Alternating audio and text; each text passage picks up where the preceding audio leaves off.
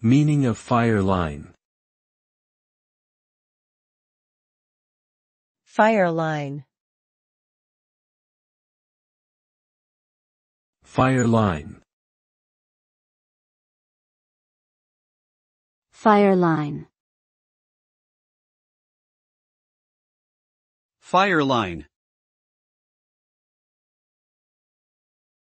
The term fire line refers to a physical boundary, typically created by firefighters or other personnel, that is meant to contain or control a wildfire. This boundary is created by removing vegetation and other combustible material in the path of the fire, essentially creating a gap that the flames cannot cross. The purpose of a fire line is to prevent the wildfire from spreading farther into areas that are at risk of damage or destruction. By creating a physical barrier, firefighters can slow or stop the advance of a fire and gain greater control over the situation.